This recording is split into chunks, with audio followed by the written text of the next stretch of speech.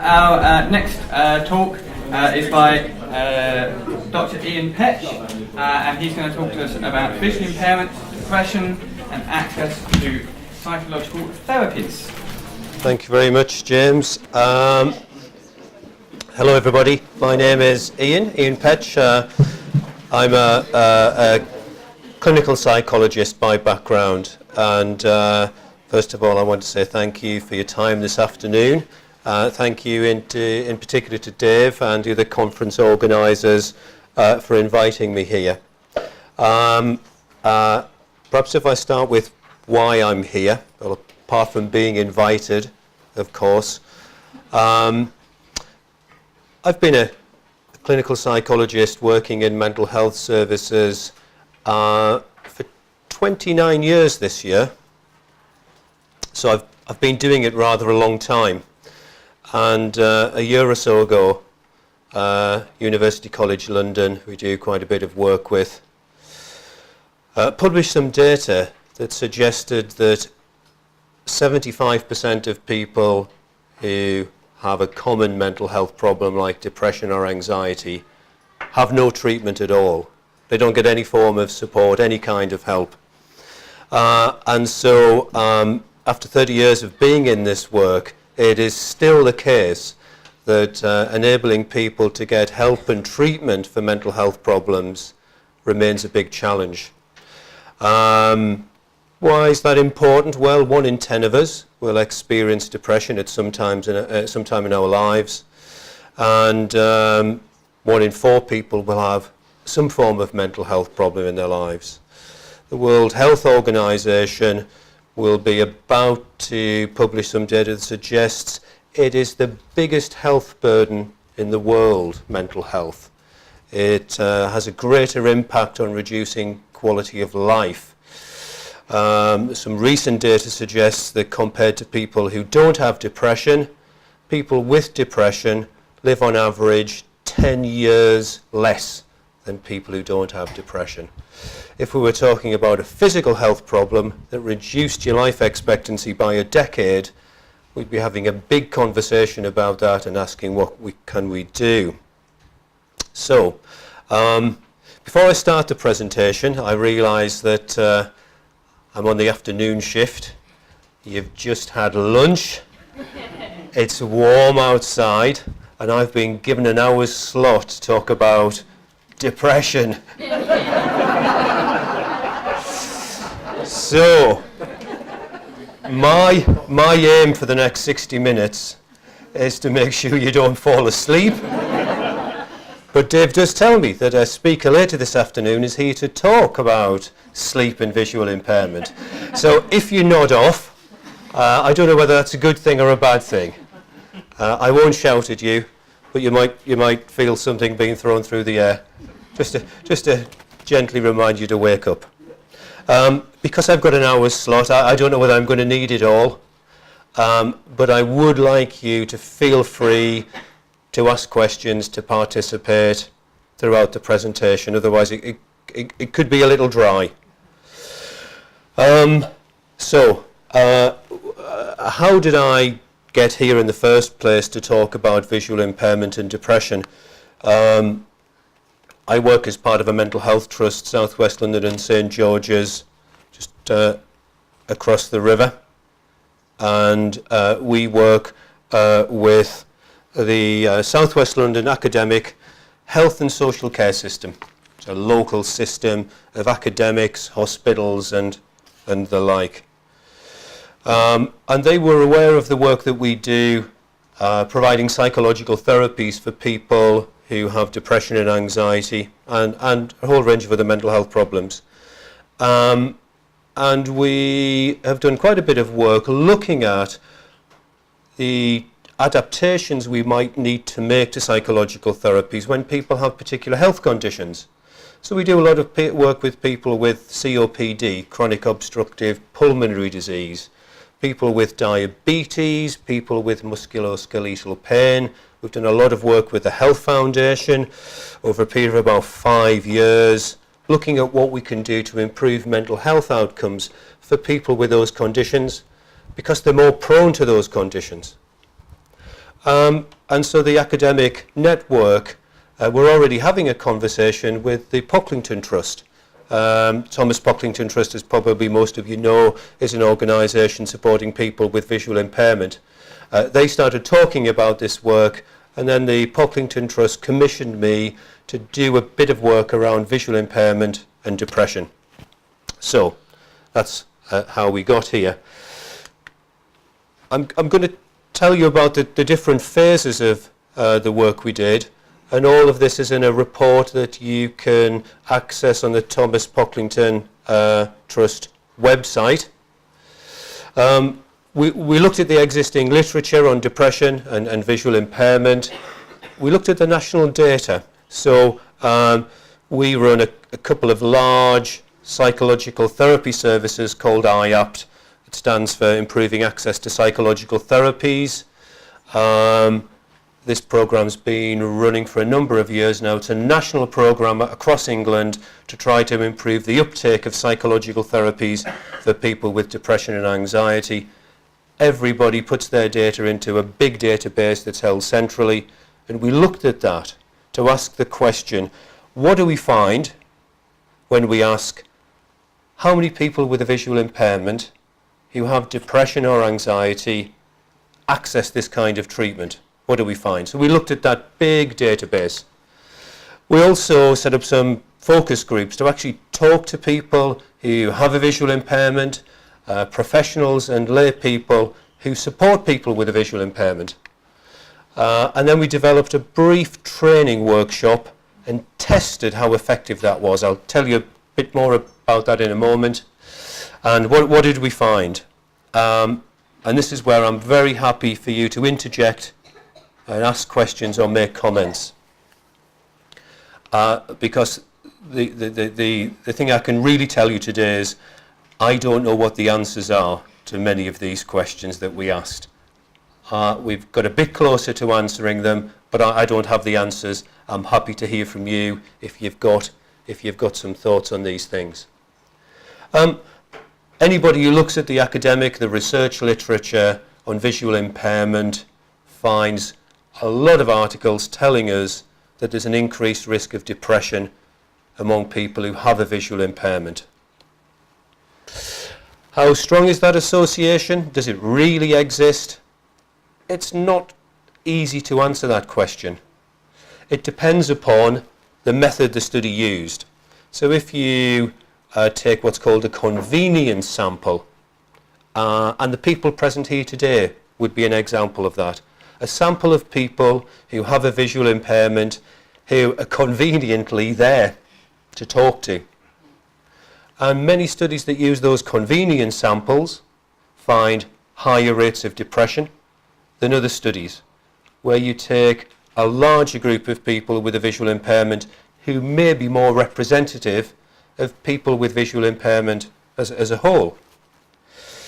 It also depends on whether you say the person has to have a diagnosis of depression or just some symptoms of depression. If I were just to ask you to think for a moment, you don't have to put your hands up at this stage and identify yourselves at all. If I were to ask you, are there occasions when you felt sad, when you felt low in mood, and you've looked ahead and thought it can be difficult to see good things? When you felt low in energy, perhaps when you felt tired, perhaps when you found it difficult to concentrate and focus on doing things.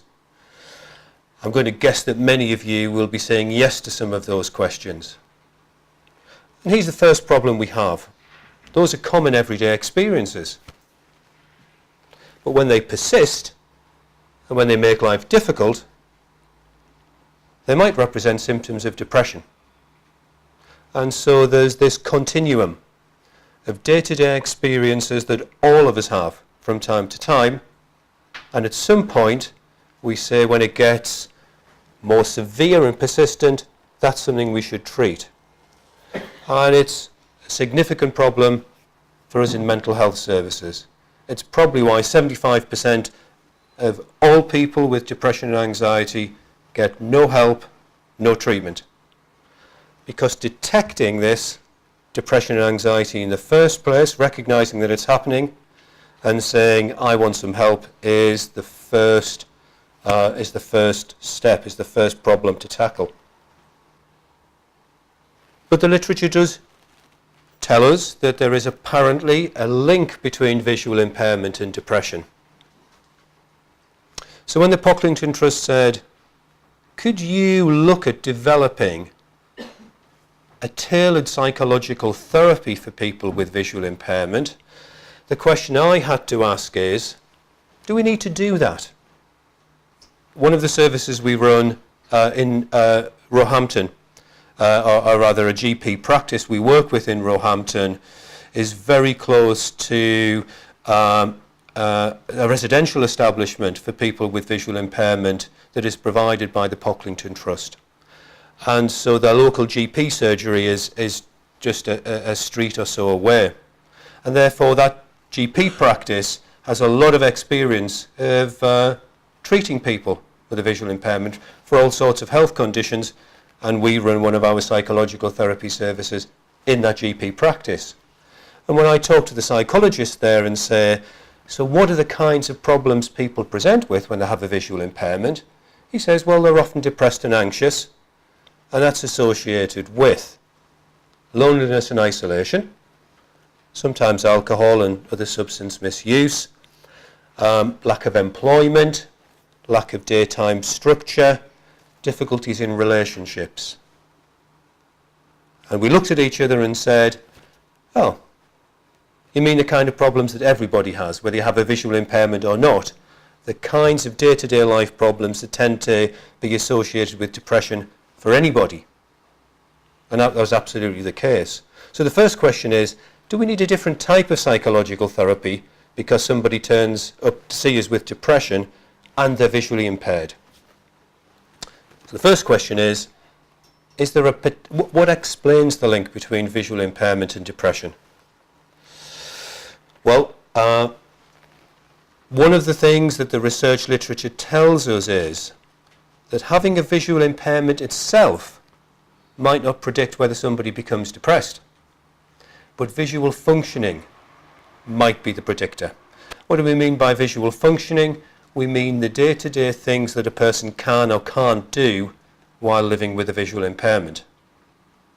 So if you find it more difficult to do the things you want to do, whatever that might be the stronger predictor of depression, but visual impairment per se, maybe not. It's a bit more complicated, however, because there's another bit of the literature that says it could work the other way around. That if you're depressed, you appear to have greater problems with functioning when you have a visual impairment. So it's not clear which way around, which one causes the other. It's not clear. As well as looking at visual functioning, the literature also tells us there are a range of what we call non-specific factors. Economic status. That's just, the posh way of saying if you don't have enough money to live, to do the things you want to do, you're at greater risk of depression. Surprise, surprise. Poverty remains one of the strongest predictor of depression. Being socially isolated, having other physical health problems. Any long-term physical condition tends to put people at greater risk of depression. And, of course, when we look at people with visual impairment, we often find multiple physical health problems, because sometimes that visual impairment arises as a result of a medical condition that also brings other kinds of physical health challenges. Reduced access to health care. There are reports in the literature that suggest that people with a visual impairment are less likely to access all aspects of healthcare. And we can probably begin to imagine why that might be the case, what some of the reasons might be. And also, we see in the literature that people tend to report they have more difficulty accessing the kinds of activities that they value. Now, as part of doing this work, I have met some truly wonderful and inspiring people.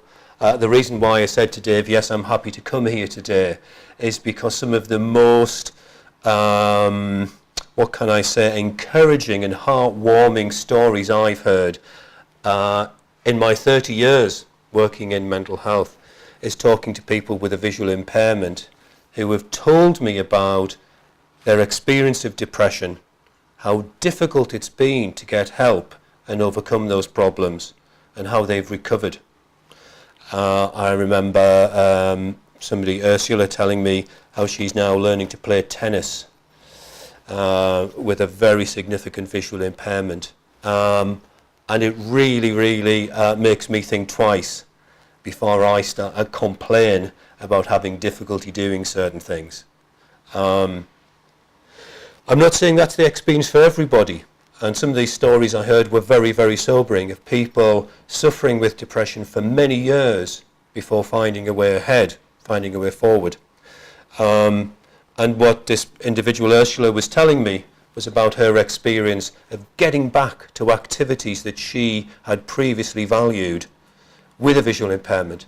She would say, what you need to remind people of, Ian, is apart from maybe driving a car, there is nothing you can't try to do with a visual impairment that a person without a visual impairment tries to do. I'm sure it's not as simple as that, but I found it quite an inspiring story. Why specifically should we be interested in depression and visual impairment? Well, there is some evidence that if you have a visual impairment and you are receipt of rehabilitation services, the outcomes are not so good. They're not as good with when a person has depression compared to without depression.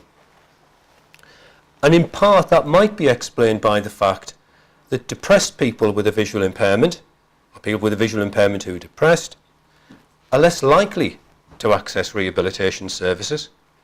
But even when they do, the outcomes don't seem to be so good.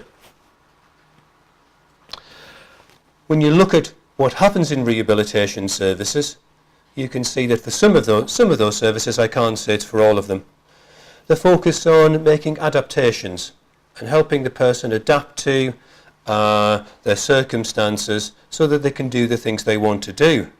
However, when you look closely at those studies and you measure depression, it doesn't seem to have an impact on depression. So I came full circle and said, maybe we do need something that's specifically addressing depression and visual impairment. So, any questions or comments at this stage? Does anybody? I don't know. What do we need microphones? I'm happy for you to. No, you can hear me. I can, yes. I just want to relate the loss of sight at certain times of your life. So if you took my condition, I lost my eyesight in my 20s, and I was married with a 9-month-old son, and I'm nearly totally blind. Right. Now, I actually work for the Thomas Hopkins Trust, so Right. but not. I'm seconded to another charity to Right. do with sport. So Right. I played tennis for 10 years myself. Right. But moving on, so that's a condition in their 20s. So you can imagine them for maybe 2 years in that period of realising that I couldn't do anything, couldn't recognise my wife, couldn't see my son, Yes. family, Yes. couldn't work, transport, television, watching football, doing any sport. So the whole I had a list of everything I couldn't do. So that's somebody losing, so a condition, sight condition, in a certain period of time. Right? Now I have loads of friends that have diabetes that have lost sight in their 40s and 50s. Yes. Some people, 3 people used to drive buses, London Transport. Right. Tube driver. Now they are in that situation, like you said, of depression because there's no adaptation to that. They can't go back to that job. Sure. Sure. Right. And then we have another age group now, which is the majority of sight loss, which is your 60 to 70 plus with macula. Yes. Okay, and again taking away their car keys, and again back to that then, which is slightly isolation, and then again that list of things they can't do anymore. The frustration of maybe even just doing shopping, simple tasks they took for granted before. So Yes. I'm just trying to bring to you that element of age groups Yes.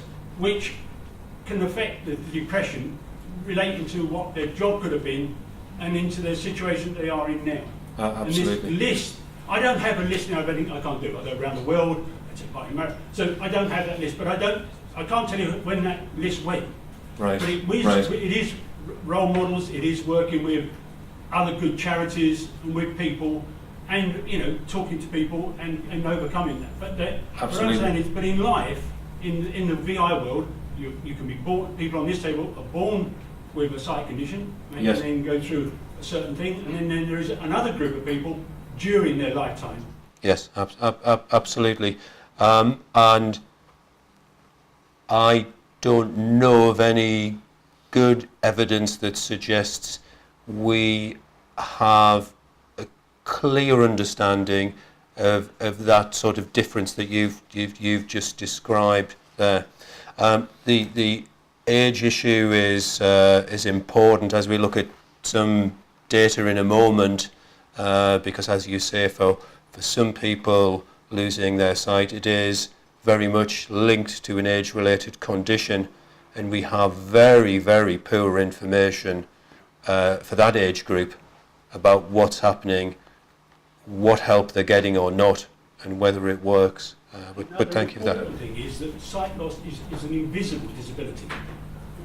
Right. Very, very difficult, therefore, to walk sometimes into a group surgery, dealing with macula, and you're told to take a seat over there. Where is over there?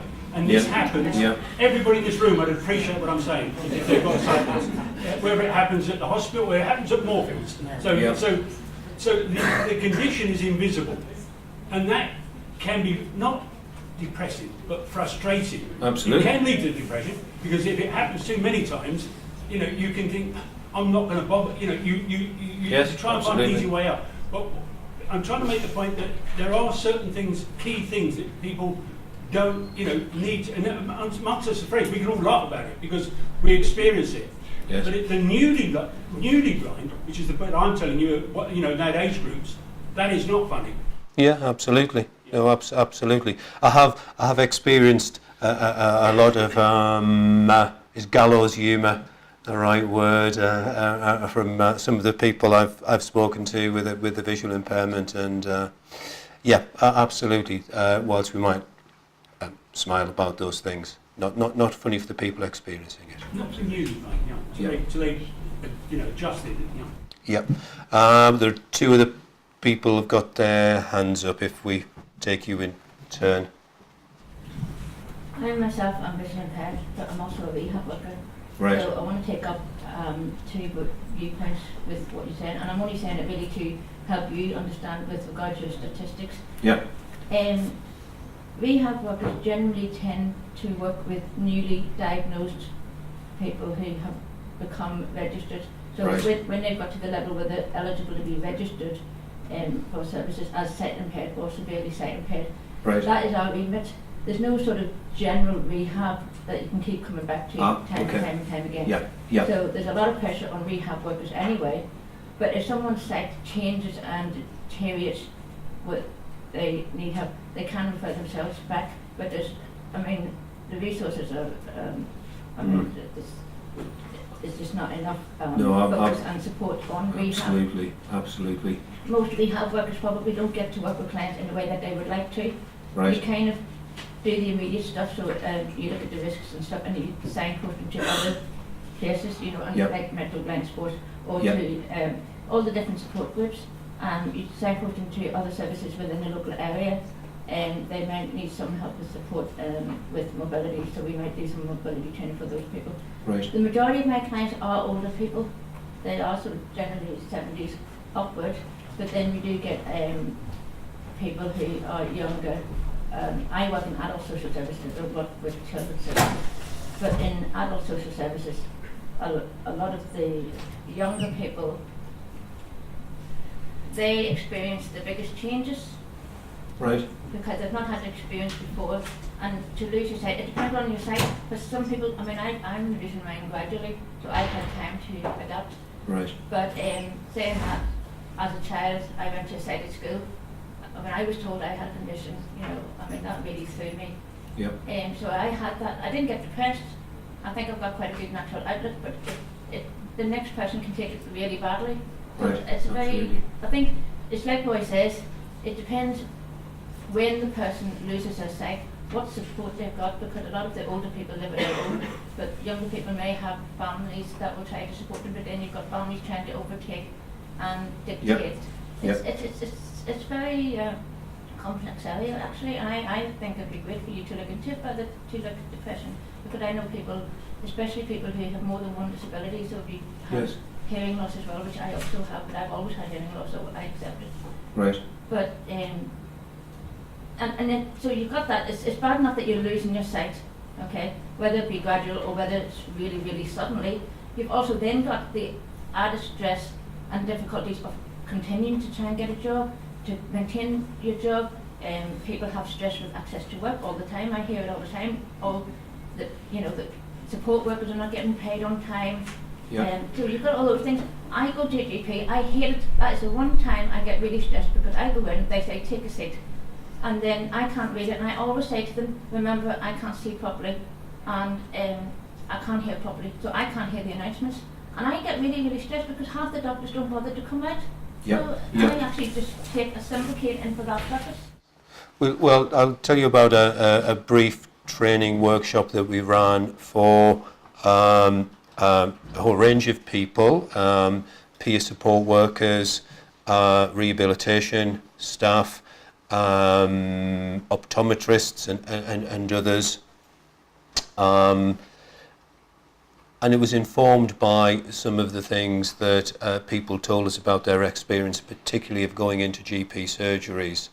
Of course, when I asked some of my staff who work in GP surgeries and said, you know, just tell me about the last 6 people you've seen with a visual impairment and what was required to enable them to participate in a psychological therapy, the answer wasn't about adjusting the therapy at all. It was about walking them back to the bus stop after their appointment.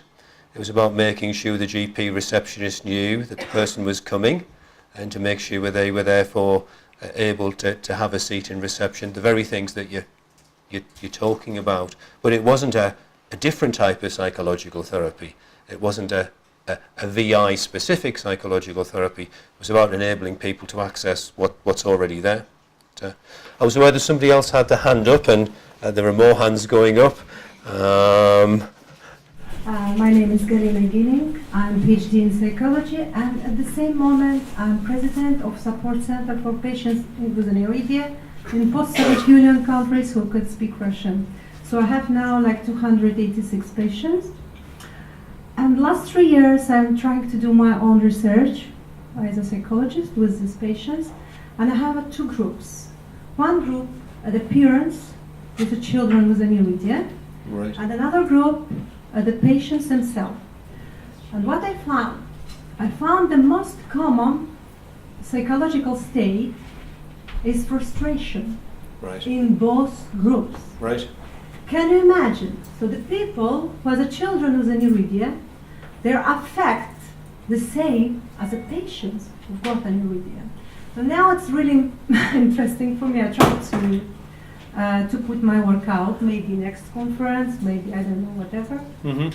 But it's, as the gentleman said, the most time what the psychological state he got in his life is frustration. And it's really, I can prove it because I made a research with 286 patients and the parents. So Absolutely. it's really important, yes.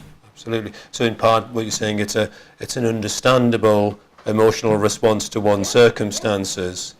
And of course that as a psychologist, that tends to fit with the view we have of many mental health issues, which is particularly for depression. It is often something that mood changes start for very understandable reasons, as a result of current life experiences. But the perpetuation of those and the sustainability of those over a period of time may be the result of different processes. But yes, they're often starting for very understandable reasons. I'm going to suggest I just move on at this stage because there's rather a lot to come. So if we look at what happens when people with a visual impairment access our services, we looked at this big database referring to IAPT, Improving Access to Psychological Therapies. And the first thing we notice is that only 6% of those people on the database, 1.27 million people, only 6% are age 65 or over. And as the gentleman earlier was saying, there are age-related conditions that are explain why some people have a visual impairment, and therefore there's already an early sign here that when you look at who's accessing psychological therapies, it's not older people. And then when we look at the codes for disability that are being used in that database, 80% of the people on that database have no mention of whether they have a disability or not. So, what did that leave us with? It left us with just under 6,000 people who have access to psychological therapy in this particular time period. That represents less than 0.5% of people receiving treatment, 0.45%. If I just remind myself of what that amounts to, you can divide this data up by region, a clinical commissioning group. There are something like 216 groups.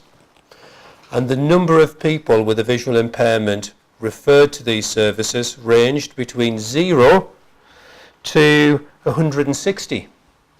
So within some areas, 160 people have been referred, in others, none. So we can clearly see that there's a huge disparity, huge inequity. The most typical number of people being referred in any one of these regions are large regions. If we look at one locally, they might have something like 1.3 million people in it. In Wandsworth, where I work, the typical number of people referred in any one year with a visual impairment was 10. So we're talking about very small numbers. Nationally, around 6,000. However, what was really interesting, when you look at the outcomes for those 6,000 people, compared to people who had other disabilities, or compared to people who had no disability at all, people with sight loss were equally likely to enter into treatment when it was offered, remain in treatment, routinely have their progress measured. For psychology, that's really important. We don't wait till the end of treatment to say, has this worked or not? A bit like treating your blood pressure, we measure your blood pressure at every session. We measure your depression and anxiety at every session. People with sight loss were equally likely to do that. So those assessment materials usually come in the form of a short questionnaire, and clearly people with sight loss were entering that data. It's important. And they presented with similar levels of depression and anxiety to anybody else. So in those respects, there's nothing peculiar about people with a visual impairment accessing these treatments. What was even more reassuring is they are just as likely to recover, just as likely to improve, just as likely to complete treatment. There's a table up here with a lot of numbers in it, but in effect, that's all these numbers are telling us. When you access a psychological therapy with sight loss, you're just as likely to benefit from it as anybody else. So this was kind of suggesting to me, we don't need a new type of therapy, we just need to help people with a visual impairment get to it if they need it, if they want it. So we then set out to think about, how do we achieve that? How do we improve the chances of people with sight loss who also have depression getting to our services if that's what they want? So we first of all, we set up a range of stakeholder groups. We spoke to 30 people who themselves have a visual impairment, 14 support staff, 2 GPs who specialise in working with people with sight loss, 2 eye care liaison officers. My apologies to any eye care liaison officers who might be in the audience, or any of you who have them as friends or family, they were incredibly difficult to get hold of. We had to work for months to track down 2 people who would talk to us. There's not very many available. I don't think there is, no. But St George's Hospital. there is indeed. And we couldn't get her to talk to us. And that's no criticism of her. Every time I walked past her clinic, it was teeming with people. But there is indeed. We had that list. We knew where they lived. We were tracking them down. There's an Echo London forum.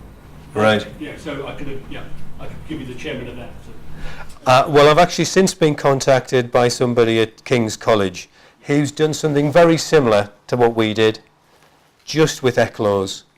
She herself is an ECLO, and I think probably found it easier to get hold of them. And she's been training them in a brief screening tool to use with people with a visual impairment to ask about questions of depression and anxiety.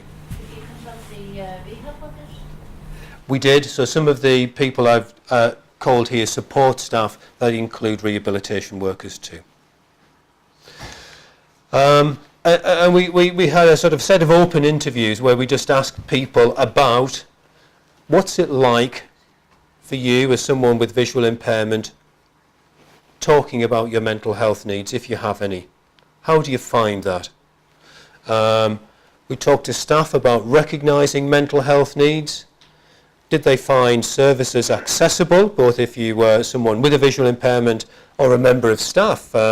A bit like a lady over here was saying earlier, as a rehabilitation worker, you're working with somebody and trying to signpost them onto another service that might help. Was that easy? Did it work?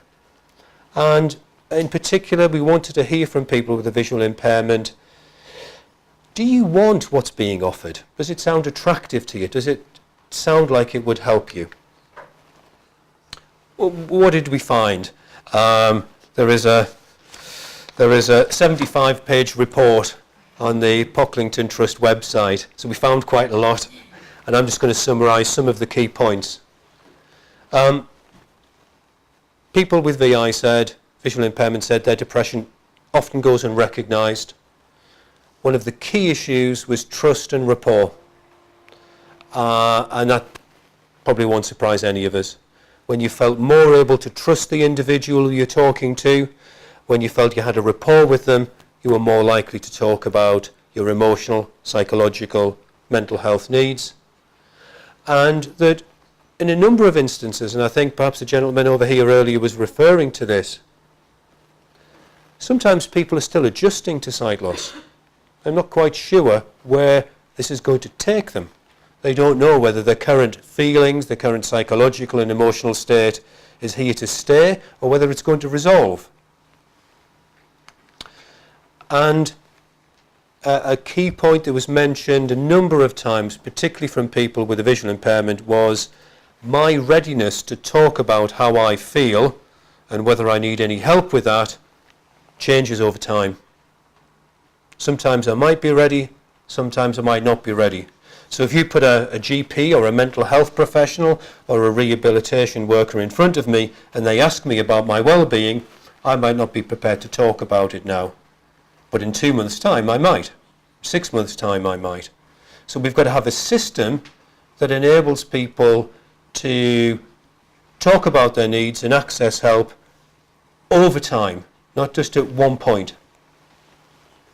And staff told us, as staff do in many physical healthcare settings in which we work, they often don't feel confident to talk about depression with other people. I'll quickly whiz through some of these other findings. Particularly people with a visual impairment, they told us that staff, support staff, their peers, other people with a visual impairment, family, carers, friends were incredibly important.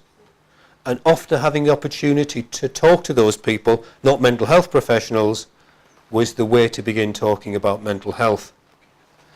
Peer networks, some of the support groups that I went to in Sutton and in Wandsworth, people with a visual impairment told us this is where they want to talk about some of their needs.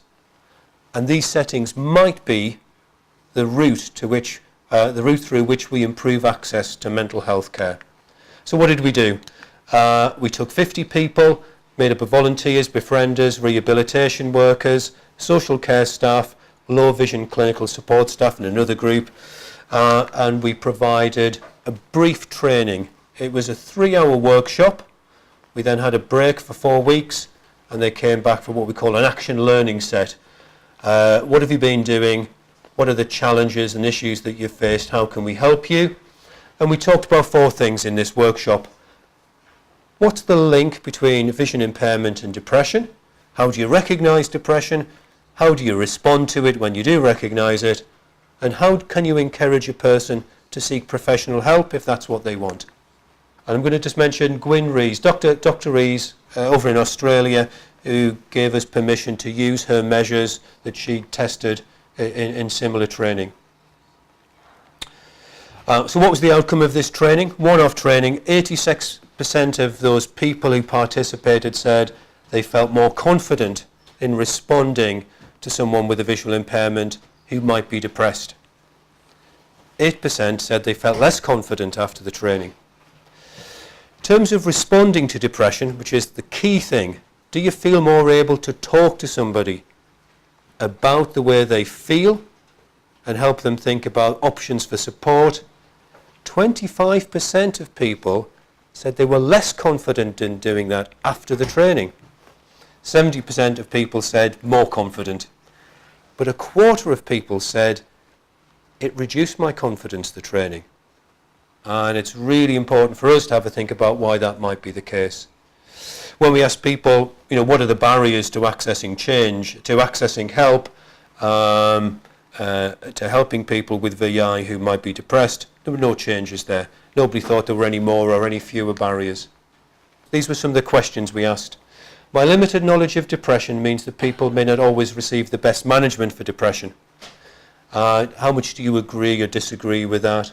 Or my poor knowledge of depression, of what to do if a person could be depressed, means that they may not always receive the best care. So these were questions about your knowledge of depression itself and your knowledge of what to do if you're working with somebody depressed. Lots of people, as they often do, said the training was helpful and appreciated it. So, I'm just going to summarise. As far as we're aware, this is the first report of its kind looking at a brief training for an eclectic group of people supporting individuals who have a visual impairment. It's a single training session for supporting people with a visual impairment, and there's some evidence here that it improved confidence to do something to support people if they recognise the person might be depressed. So I'm just going to go over that the same points again. So I'm actually going to stop there. I'm here. I make no apologies for saying, for me, whilst I'm here to talk about visual impairment, the risk of depression and problems accessing support for that, I make no apologies about saying it's a much bigger issue than that also, that whether you have a visual impairment or not, having depression recognised and getting help for it is still a big challenge in the 21st century. But there may be particular issues for people with a visual impairment. As we've heard, when you go to your GP surgery and you're asked to take a seat without any recognition of how challenging that might be, perhaps you're less likely to go to your GP to talk about how you're feeling or to talk about anything. So we continue to be interested in our local IAP services. What can we do? It's great that staff who took part in the training said, I'm more likely to do something now if I'm supporting someone with VI and think I should talk to them about how they're feeling and sources of support, but we yet do not have the evidence that more people are coming to us for that support. That's another study. I think also the health professionals are bad at picking it up as well. And it's kind of, when you go into that system, they see the depression and they although they should then be thinking about what's contributing to that, if there's something like a visual impairment, that goes over their heads. Right, I'm right. a mental health professional, I'm always going on to my colleagues at work. This will have a significant, is likely to have a significant input. Right. And they're like, oh, really? Right. You know, and it's forgotten about it. It's wrong. Yeah. I think, as someone said earlier, it's a sort of a hidden, it's a hidden experience. Yeah, invisible. We had a gentleman who completely lost his sight very suddenly, and the staff were kind of saying we want some support, but in the end, literally, just from my own experience with my daughter, I went in and I did a bit of training with them around visual impairment, and really simple stuff, and they were like, oh, you never thought about that, and Yeah. I'm wondering why this man is so angry. And Yeah. you're like, well, because you're just expecting him to get on as if he hasn't lost his sight. Yeah. So it's not just the fact he's lost his sight very suddenly, and all the feelings associated with that, it's the fact that how's he supposed to know the difference between his shampoo and his conditioner bottle? Oh, absolutely. One of the stories I heard from somebody I was talking to, indeed, is when they were on holiday and got terribly sunburned because they'd put shampoo on rather than sunscreen. It was actually one of those examples of gallows humour. They were, after the event, could laugh about it, but Packets of sugar. When you put salt in instead of sugar, you Yeah, stop taking sugar. there's a lesson there for all of us, I think. Is Sue here? I don't know if she wants to mention anything about ectos that she's doing.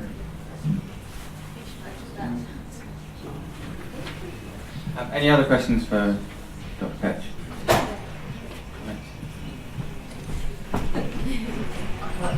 A couple, if I may, very quickly. And first of all, I think you said that 75% of people who suffer with depression get no treatment. Did you mean they don't even go to the GP and get tablets, or did you mean they don't go to a psychologist, psychiatrist, or Both. They don't get anything. nothing at all? So when you think about the number of people who are on tablets, you know, that's an epidemic, isn't it? It is. You know, we sort of call depression the common cold of mental health. Yeah. It's everywhere. It's everywhere. Second, very quickly, ECLOs, are they always connected with RNIB? Because I know RNIB have ECLOs, but I'm guessing that they're not the only ones that have ECLOs. I think it's right. They're not the only ones, but Right, okay, that's it. Thank you. Anyone else? thank you for your time, Thank you. and thank you for not falling asleep.